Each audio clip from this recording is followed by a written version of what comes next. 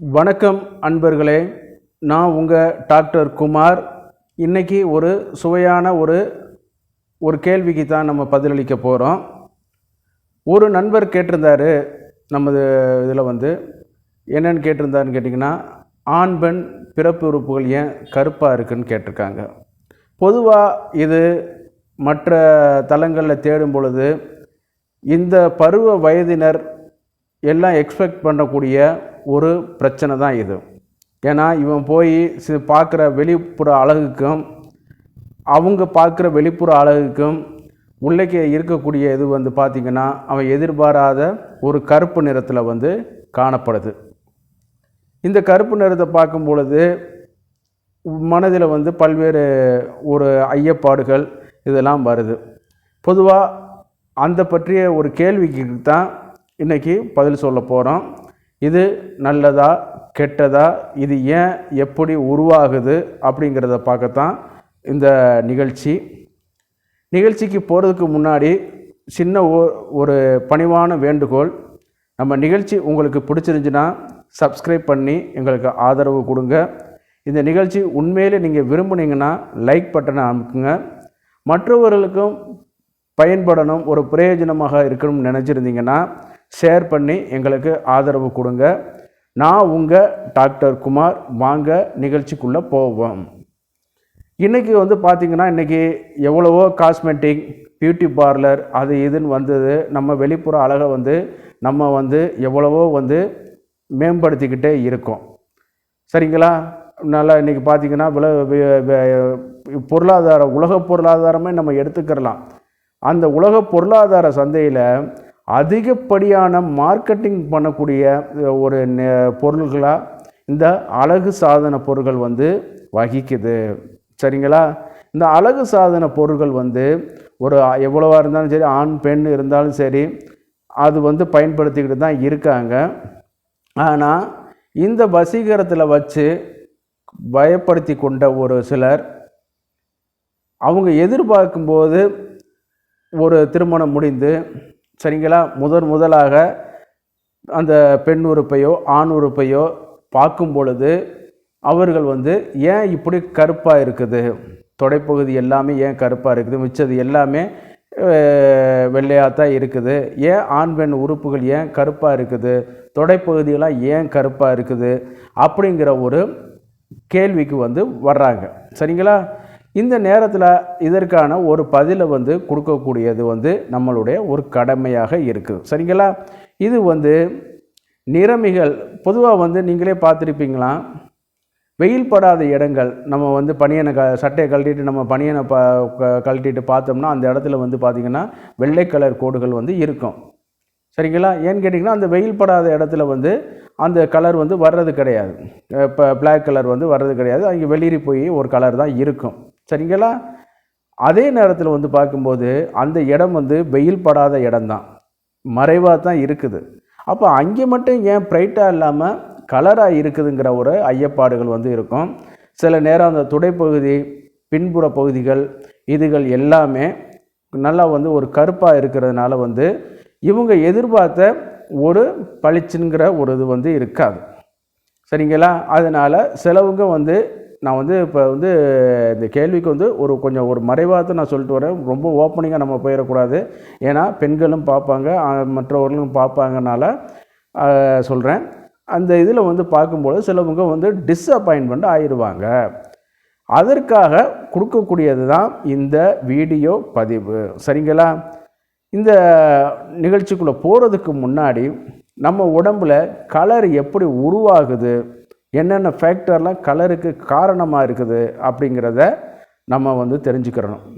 பொதுவாக நம்ம உடம்பில் மெலானின்கிற ஒரு நிறமி தான் இந்த கலருக்கு அடிப்படை காரணமாக இருக்குது. மெலனோசைட் மூலமாக சுரக்கப்படக்கூடிய இந்த மெலனின்கிற நிறமி தான் நம்ம தோலுக்கு அடியில் சென்று நம்ம அந்த கலரை ப்ரொடியூஸ் பண்ணி கொடுக்குது. இந்த மெலனோசைட்டுக்கு ஹீமோகுளோபினுக்கு அதிகப்படியான தொடர்புகள் இருக்கிறதுனால என்னன்னு கேட்டிங்கன்னா, நம்ம சில நேரம் கோபப்படுவதாலேயோ அல்லது காம உணர்ச்சியின் படுறதுனாலையோ அதிகப்படியான வெயில்களில் போயிட்டு வரனால என்னன்னு கேட்டிங்கன்னா நம்ம உடம்புல அந்த இதில் தோலுக்கடியில் ரத்தம் ஓட்டம் அதிகமாகி அந்த மெலனோசைட்ஸ் வந்து மெலனினை வந்து அதிகப்படியான இதை வந்து சுரக்க ஆரம்பிக்கும். சரிங்களா? இதுதான் அடிப்படை. இது அப்போ பார்க்கும் பொழுது அந்த இடத்துல வந்து கருப்பாக வந்து தோன்றுவதற்கு வாய்ப்புகள் வந்து அதிகம். அதனால தான் வெயிலில் உழைக்கிறவங்க, வெயிலில் வேலை செய்கிறவங்க நீங்களே பாருங்கள், நல்லா கலராக இருப்பாங்க. நல்லா ஒரு 1 ஹவர் நல்லா உச்சி வெயிலில் பைக்கில் போயிட்டு வர சொல்லுங்கள், நம்ம கைப்பகுதி முகப்பகுதியெலாம் கொஞ்சம் கருத்து போய் காணப்படும். அதற்கு காரணம் வந்து இந்த இரத்த ஓட்டத்தில் வந்து தோலுக்கு அடியில் பாயக்கூடிய அந்த இதில் வந்து ஹைப்பர் பிக்மெண்டேஷன் வந்து உண்டு பண்ணி கொடுக்கறனால தான் இந்த மாதிரி வர்றதுக்கான வாய்ப்புகள் வந்து அதிகம். இந்த ஆண்குறி பெண்குறி கலரில் வந்து பார்த்திங்கன்னா யாருக்குமே ஒரு பொதுவான ஒரு கலர் வந்து இல்லைங்கிறது தான் அறிவியல் பூர்வமான அறிஞர்களின் கருத்து. இந்த கலர் இவங்களுக்கு, இந்த கலர் இப்படி அப்படிங்கிறதுலாம் ஒரு கண்ணோட்டம் வந்து கிடையாது. ஆனால் நீங்கள் மாற்ற உடல் உறுப்புகளை பார்க்கும் பொழுது இந்த ஆண்குறி பெண்குறி மலத்துவாரங்கள் அதே நேரத்தில் நிப்பிள் பகுதிகள் இவைகள் எல்லாம் கருமை நிறத்திலோ அல்லது சாக்லேட் ப்ரௌன் கலரிலோ காணப்படும், அல்லது சாக்லேட் பிளாக் கலரும் கூட காணப்படும். இதற்கு காரணம் வந்து முக்கியமான முதல் காரணம் வந்து என்னன்னு கேட்டிங்கன்னா நம்மளுடைய ஹார்மோனல், இந்த ஹார்மோனல் எலிவேஷன் எப்போ நடக்கும்னு கேட்டிங்கன்னா நம்ம ஜெனட்டிக்கலாக இருக்கும் பொழுதே ஹார்மோனல் வந்து உற்பத்தியாக ஆரம்பிச்சிடும். ஆண் பெண் தோற்றம் அடைஞ்ச உடனே சிறுக சிறுக மைல்டாக போயிட்டு அந்த ஆண் பெண் உறுப்புகளில் வந்து அது வந்து படிய ஆரம்பிக்கிறதுனால தான் பிறக்கும் பொழுதே அந்த உறுப்புகள் சில இதில் வந்து தோற்றத்தில் வந்து கருப்பாக இருக்கிற தோற்றத்தில் வந்து இருக்கும். நல்லா கவனிச்சிக்கலாம். பிறந்த உடனே பார்த்திங்கன்னா உங்களுக்கு அப்படி தெரியும். கொஞ்ச நாள் ஆனவுடனே என்னன்னு கேட்டிங்கன்னா அந்த கலர் வந்து நாளாக கொஞ்சம் ஃபேடாக ஆரம்பிச்சிடும். அப்போ பார்த்திங்கன்னா ஒரு 8லேருந்து 13 வயசுக்குள்ளே பார்த்திங்கன்னா அந்த ஹார்மோனல் எலிவேஷன் அதிகரிக்கும் பொழுது என்னன்னு கேட்டிங்கன்னா இந்த ஈஸ்ட்ரோஜன் ஹார்மோன் வந்து பெண்களுக்கு வந்து அதிகமாக இருக்கிறனால வந்து என்னன்னு கேட்டிங்கன்னா இந்த மெலனோசைட்ஸை வந்து அதிகப்படுத்தி இந்த ஹைப்பர் பிக்மெண்டேஷனை வந்து பெண்ணுறுப்புகளை வந்து அதிகமாக இது பண்ண ஆரம்பிக்கும். இது எப்பப்பெல்லாம் மாறுபடுன்னு கேட்டிங்கன்னா பியூபர்ட்டி காலங்களில், கருத்தரித்தல் காலங்களில், மாதவிடாய் முன்னிலை பின்னிலை காலங்கள், பால் கொடுக்கும் காலங்கள், குழந்தைக்கு பால் கொடுக்கக்கூடிய காலங்கள், இதில் எல்லாம் வந்து பார்த்திங்கன்னா இந்த ஈஸ்ட்ரோஜன் ஹார்மோன் வந்து எலிவேஷன் ஆகிட்டு அல்லது இந்த மாதிரியான இதில் இருக்கும் பொழுது பார்த்திங்கன்னா அந்த பெண் உறுப்பு வந்து மேலும் வந்து கருமையாக ஆரம்பிச்சிடும்.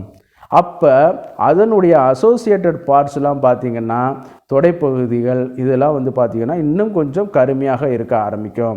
நீங்கள் நினச்சி பார்க்கலாம், என்ன சார் எவ்வளோதான் கலர் இந்த மாதிரி டீபிக்மெண்டேஷன் பண்ணக்கூடிய ட்ரீட்மெண்ட், காஸ்மெட்டிக் ட்ரீட்மெண்ட் எடுத்தும் அந்த தொடைப்பகுதியில் உள்ள கருப்புகள் போகலை அப்படிங்கிறதுக்கான நீங்கள் கேட்டிருக்கலாம். அதுக்கு முக்கிய காரணமே நம்ம உடம்புலோட ஹார்மோன் தான். அந்த ஹார்மோனை நம்ம வந்து குறைச்சோம்னா நம்மளுக்கு பாதிப்பாக போயிடும். அதனால தான் இந்த ஹார்மோனல் பிரச்சனை, இந்த ஹார்மோனல் இதை வந்து ஹைப்பர் பிக்மெண்டேஷன் பண்ணி கொடுக்கறதுனால தான் இந்த மெலனின் ஆர் மெலனோசைட்ஸ் வந்து பெண் உறுப்பு ஆண் உறுப்புகளில் வந்து இன்னும் கொஞ்சம் இது பண்ணி கொடுக்க வைக்கும். அதே நேரத்தில் வந்து ஆணுக்கும் சில வந்து ஈஸ்ட்ரோஜன் வந்து 1% இருக்கும். ஆணில் பெண்மையும் பெண்ணில் ஆண்மையும் வந்து உண்மையானது தான். அப்போ வந்து அந்த ஈஸ்ட்ரோஜன் இருக்கிறனால வந்து என்னன்னு கேட்டிங்கன்னா கொஞ்சம் கொஞ்சமாக அதில் வந்து ஆண்குறி பெண்குறியில் வந்து அந்த கருப்புகள் கலர் இருக்கும். டெஸ்டோஸ்டரானுக்கும் அதே அளவு இருக்கும். இந்த மெலனோசைட்ஸை வந்து அப்சர்வ் பண்ணக்கூடிய ஹைப்பர் பிக்மெண்டேஷன் உண்டு பண்ணக்கூடிய பண்புகள் இருக்குங்கிறத அறிவியல் அறிஞர்களும் வந்து சில ஆராய்ச்சிகளை வெளிப்படுத்தியிருக்காங்க. சரிங்களா? அப்போ இந்த மாதிரியான சூழ்நிலையில் அந்த ஹைப்பர் பிக்மெண்டேஷன் வந்து பெண் உறுப்புகளில் வந்து அதில் தான் இருக்குது. இந்த மாதிரியான இதிலெல்லாம் வருங்கிறக்காக தான் முதல்ல வந்து இன்றைக்கி வந்து படங்களில் பார்த்துக்கிறீங்க, ஆபாச படங்கள் இந்த மாதிரி இணையதளங்களில் பார்த்துக்கிறீங்க. ஆண் உறுப்பு எப்படி இருக்கும், பெண் உறுப்பு எப்படி இருக்குங்கிறத பார்த்துக்கிறீங்க. அந்த காலத்தில் இந்த மாதிரி இதெல்லாம் கிடையாது. சரிங்களா?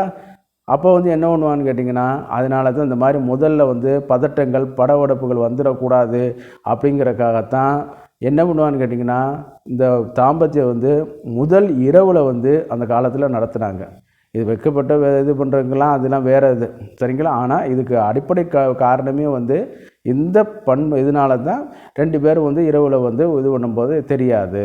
அதனால தான் அதுக்காகத்தான் சில இதுகளை வந்து மறைப்பொருளை வந்து இரவிலேயே தான் பார்க்கக்கூடியது அப்படிங்கிற மாதிரி நம்ம கொண்டு வந்திருக்காங்களே ஒழிய வேறு எதுவும் கிடையாது. இப்போ பார்க்கும் பொழுது உங்களுக்கே தெரியும், ஒரு பெண் வந்து கருத்தரிச்சிட்டான்னா எப்படி நம்ம கண்டுபிடிக்கிறதுன்னு கூட சொல்லலாம். இந்த மார்பகத்தை சுற்றியுள்ள அந்த நிப்பிள் சொல்லோம்ல, ஏரியோலா அந்த மாதிரியான பகுதிகள்லாம் நம்ம சொல்கிறோம் இல்லையா, அதெல்லாம் கருமையாக ஆரம்பிச்சிடும். அப்போ வந்து எலிவேஷன் வந்து ஈஸ்ட்ரோஜனுடைய இது வந்து அளவு வந்து எலிவேஷன் ஆக ஆரம்பிச்சிடும். அப்படி ஈஸ்ட்ரோஜன் அளவு வந்து எலிவேஷன் ஆகி வரும்பொழுது இந்த கருப்புள் வந்து ஆண் பெண் குறியில் வந்து பெண் குறியிலையும் சரி இதில் வந்து கருத்தரிக்கும் போது இன்னும் கருமையாக மாற்றும். அப்புறம் பால் குடிச்சிட்டு கொடுத்துட்டு வரும்பொழுது அந்த ஈஸ்ட்ரோஜனோட அளவு குறையும்போது அந்த கருமை நிறம் வந்து கொஞ்சம் குறையும். இந்த மாதிரியான ஃப்ளெக்சிபிலிட்டியான இருக்கிறனால தான் ஆண் பெண் உறுப்புகள் வந்து இந்த ஹார்மோனல் இதனால தான் முக்கிய காரணமாக இருக்குது.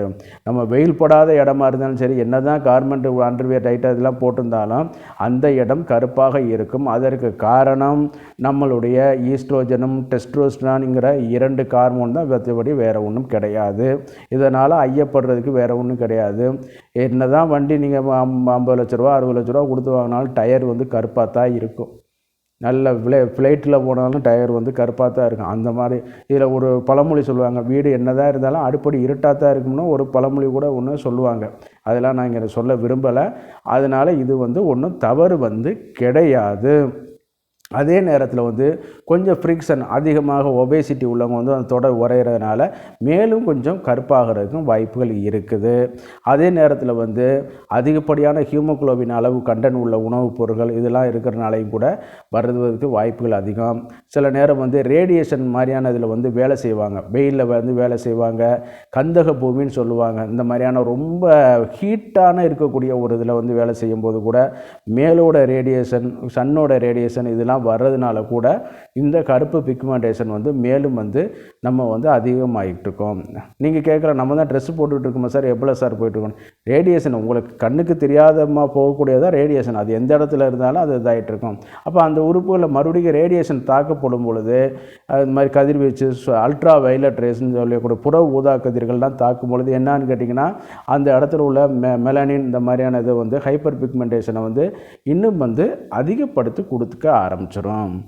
சில நேரம் வந்து ஃப்ரிக்ஷன் அந்த மாதிரி சொல்லுவாங்க. ஃப்ரிக்ஷன் அதிகமாக உடலுறவு கொள்றதுனால ரத்த ஓட்டம் அதிகமாகுது, அதனால் ஃப்ரிக்ஷன் அது வந்து உடலுறவுக்கு முந்தைய நிலையில் வந்து பார்த்திங்கன்னா அந்த உறுப்பு வந்து என்னென்னு கேட்டிங்கன்னா காமத்தினால் தூண்டப்பட்டு அது வந்து இன்னும் அதிகப்படியான ரத்த ஓட்டத்தை அந்த இடத்த கடக்கிறனால வந்து என்னென்னு கேட்டிங்கன்னா தோலுக்கடியில் மேலும் வந்து கருமை நிறத்தை வந்து இது பண்ணியிருக்கோம். அப்போ காமமுற்ற பெண், நம்ம சமஸ்கிருதத்தில் சொல்லுவாங்க காம பதனின்னு சொல்லுவாங்க. அப்போ பார்த்திங்கன்னா அந்த பிளாக் கலர் வந்து இருக்கும். சரிங்களா? இப்போ வந்து நம்ம என்ன தான் இருந்தாலும் சரி, அழகை பார்த்து இது பண்ணாலும் உள்ளைக்க எல்லாருக்கும் ஆண்டவன் ஆட்டுக்கு வாழை அளந்து வச்ச மாதிரி எல்லாருக்கும் இப்படித்தான் இருக்கும். அதனால் உங்களுக்கு வந்து பயப்பட வந்து வேண்டிய கிடையாது. இதுக்கான தெளிவான விளக்கங்கள் வந்து உங்களுக்கு வேணும்னு கேட்டிங்கன்னா நம்மளுடைய கமெண்ட் பாக்ஸில் வந்து நீங்கள் தொடர்பு கொண்டு கேட்டுக்கொள்ளலாம். இந்த நிகழ்ச்சி உங்களுக்கு பிடிச்சிருந்துச்சுன்னா லைக் பண்ணுங்கள், ஷேர் பண்ணுங்கள், சப்ஸ்கிரைப் பண்ணுங்கள். மீண்டும் ஒரு நிகழ்ச்சியில் சந்திக்கும் வரை நன்றி கூறி விடுகிறேன். நன்றி, வணக்கம். நான் உங்கள் டாக்டர் குமார்.